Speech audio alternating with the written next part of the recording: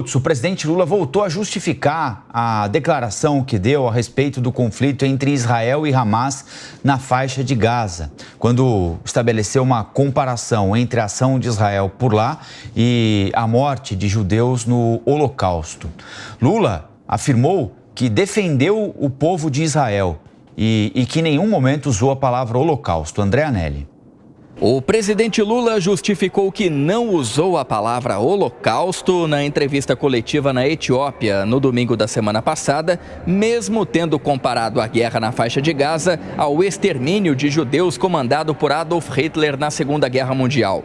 Lula afirmou que essa declaração só gerou crise diplomática com Israel por conta de uma interpretação equivocada do primeiro-ministro Benjamin Netanyahu, a quem o presidente brasileiro se referiu como cidadão.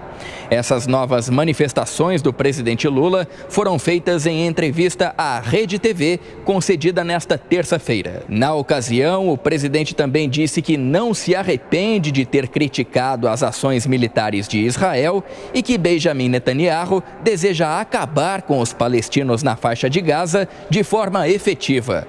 Lula ainda avaliou que é hipocrisia acreditar que uma morte é diferente da outra. Com essas declarações, o presidente acabou mantendo o posicionamento que o tornou pessoa não grata em Israel. Em mais um capítulo dessa crise diplomática entre os dois países, o ministro das Relações Exteriores israelense, Israel Katz, usou as redes sociais na última segunda-feira para agradecer pelo apoio de brasileiros a Israel durante o ato favorável ao ex-presidente Jair Bolsonaro no domingo na Avenida Paulista, em São Paulo. Na entrevista desta terça-feira, Lula também comentou que a manifestação do adversário foi grande e que não era possível negar esse fato.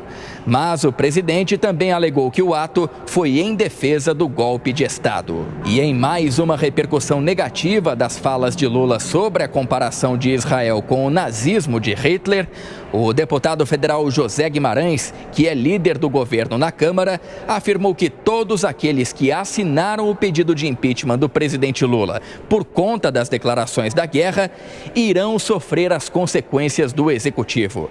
Entre as punições que foram prometidas pelo governo estariam a perda de postos em cargos regionais e a diminuição no repasse de emendas parlamentares. Nas redes sociais, o líder do governo na Câmara disse que houve um consenso na reunião com demais lideranças de que é incompatível um deputado ser da base, ter relação com o governo e assinar o pedido de impeachment. José Guimarães disse ainda que a posição dele é que seja encaminhada a lista de parlamentares signatários do impeachment para que o governo tome providências. Entre aqueles que assinaram o documento estão representantes do União Brasil e do PSD, partidos que têm 3 ministros no governo Lula.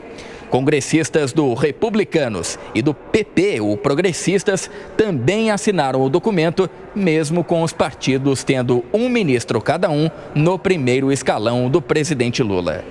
De Brasília, André Anelli. Bom, André, vamos ouvir o Cristiano Vilela e a Amanda Klein sobre a entrevista que o presidente Lula deu ontem à Rede TV, ao Kennedy Alencar, colega da Amanda por lá. A gente tem muitos temas para tratar, né? Então eu vou deixar uma sugestão aqui para a gente fazer um por vez, senão a coisa se perde e a gente acaba se alongando demais. Sugiro começar pela manifestação de domingo agora. O presidente falou, Amanda, a respeito da manifestação. Não brigou com o fato, nem com a imagem, não é? Admitiu o óbvio, que a manifestação foi sim muito grande, mas disse que quem foi estava lá defendendo um golpe. Disse que o governador de São Paulo tinha obrigação de ir, porque ele foi colocado na política pelo ex-presidente Jair Bolsonaro. Enfim, qual a tua avaliação a respeito da avaliação do presidente sobre a manifestação de domingo? Parece que ele acerta, né? Ao não brigar com a imagem, pelo menos, né? Bom, sabemos que ele não é um negacionista, o que é bastante alvissareiro, dados os últimos 4 anos de um governo que sempre brigou com os fatos, com as imagens e usava a mentira como arma política. Pelo menos o presidente Lula não faz isso. Primeiro, bom dia a você, Colombo, Vilela, Lívia, bom dia à nossa audiência. O Lula faz uma avaliação madura e política da manifestação que houve no domingo, né, de que foi uma manifestação enorme, não adianta você brigar, foram 185 mil pessoas, como diz a USP, 600, 750 mil, como diz a PM de São Paulo, não interessa. A Paulista estava cheia e o que vale é a imagem. E a presença de Tarcísio ali, como de outros governadores que se elegeram ou com apoio de Bolsonaro ou são do campo político dele, também fazem parte do jogo político e da democracia. Lula encara tudo de uma forma muito natural. Ele falou, óbvio que o Tarcísio tinha que estar lá, né? Ele era basicamente um poste, né? Entre aspas, ele só se elegeu por causa do Bolsonaro. Aí ele parte para a segunda leitura, quer dizer, o que o campo da esquerda enxerga naquela manifestação, que são pessoas defendendo o golpe. Eu acho que falta uma outra avaliação, que seria um desdobramento dessa, que seria, bom, mas o que a esquerda pode fazer isso? Se você tem o fato de uma manifestação cheia de gente e que a esquerda acha que é gente que apoia o golpe, mas são pessoas que estão ali. Alguns são bolsonaristas raiz, empedernidos, e outros estão ali porque são antipetistas ou porque são contra a atitude ou a postura do STF. E qual será a resposta da esquerda a isso? Ou é possível ter algum tipo de interlocução com esses manifestantes ou não? Ou o Brasil continua absolutamente polarizado e dividido, exatamente como saiu das urnas de 2022, e por que, se a economia vem melhorando, se o desemprego diminui, o emprego aumenta, a inflação diminui, a sensação de bem-estar econômico está melhor e mesmo assim, de alguma forma, isso não chega a uma parte importante da população. Pouco importa se é uma população mais elitizada, como mostram os levantamentos que foram feitos, as pesquisas que foram feitas da manifestação de domingo, mas de alguma forma a mensagem deste governo não chega a essas pessoas. Por quê? Como é possível estabelecer um canal de comunicação, de interlocução? Acho que falta esse desdobramento do Lula, essa avaliação da esquerda, que também seria uma avaliação madura, de simplesmente, porque é muito mais fácil você dizer, esse público está perdido, eles acreditam numa história mirabolante contada pelos bolsonaristas, mas eles só acreditam porque houve uma comunicação eficiente do outro lado. Então quer dizer que está faltando uma comunicação eficiente do lado da esquerda, que ainda não tomou conta das redes sociais nem das ruas. Isso pode se tornar um problemaço, principalmente no momento em que o governo estiver mais fragilizado. Porque isso acontece, em 4 anos de mandato, você não vai estar por cima o tempo todo. Vai ter momentos de maior sensibilidade, maior fragilidade. E aí? Com que armas, no bom sentido, com que instrumentos você vai lutar? Com que instrumentos você vai fazer um embate de narrativas, um embate ideológico, um embate da economia? Eu acho que isso que falta o governo Lula elaborar melhor. Bom dia, Amanda, bom dia, Lívia, bom dia, Colombo e todos que acompanham o Jornal da Manhã. Olha, acompanhando a fala do presidente Lula, quando eu comecei a ver as primeiras manifestações, eu falei, poxa, que beleza, o presidente está reconhecendo que de fato foi um movimento grande, um movimento forte que ocupou uma boa parte da Avenida Paulista. Diferentemente de alguns ministros do seu governo que fizeram um pouco caso, que desconversaram, disseram que estavam assistindo o futebol, enfim. Então, foi importante esse reconhecimento. Mas no correr da fala, o presidente da República errou e foi negacionista, à medida que colocou esse movimento de domingo como sendo um movimento a favor do golpe ou contra a democracia ou qualquer coisa disso. O que não é o que aconteceu, as imagens mostram claramente. E é importante ter a racionalidade de analisar que no Brasil existem hoje 2 forças políticas antagônicas. Uma mais à esquerda, que está representada hoje no governo, e uma outra à direita, que é a força de oposição e que é uma força forte e bem articulada. É importante que os dois lados não subestimem a força um do outro lado, de modo que a gente tenha claro que existe um embate político,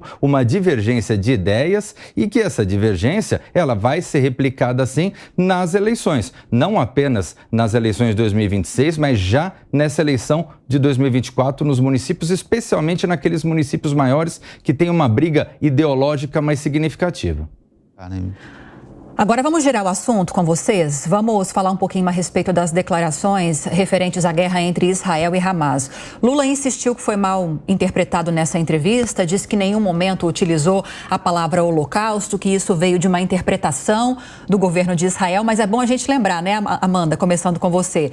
Ele não usou a palavra holocausto, mas ele mencionou a morte de judeus pelo regime de Hitler, que foi o Holocausto. Enfim, eu quero uma avaliação semântica. Não é? Eu quero uma avaliação de vocês se o que Lula disse nessa entrevista muda alguma coisa o que ele havia declarado lá na África recentemente. Não muda nada, ele mantém, ele é dado a chance. Eu assisti a entrevista inteira, como o Colombo disse, foi uma entrevista à Rede TV, ao meu colega jornalista brilhante, Kennedy Alencar, e a primeira pergunta, ele abre a entrevista com essa pergunta, e ele diz, descreve a fala de Lula, repete textualmente e oferece uma chance de reparo. Fala, o senhor faria algum reparo na sua fala, se pudesse voltar no tempo?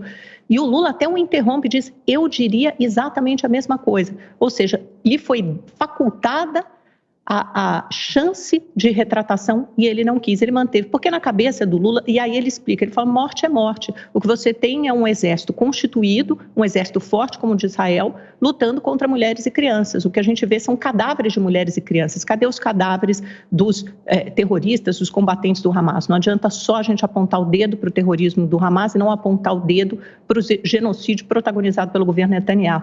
E aí ele fala, e olha, eu nem usei a palavra holocausto, foi o Netanyahu que usou essa palavra. E é claro que quer dizer a mesma coisa, são sinônimos, né? A matança de judeus por Hitler e é exatamente o que o Holocausto quer dizer. Se você abrir o dicionário, é isso que quer dizer. Então, mesmo que Lula não tenha usado a palavra, isso feriu os judeus, ele cruzou uma linha vermelha.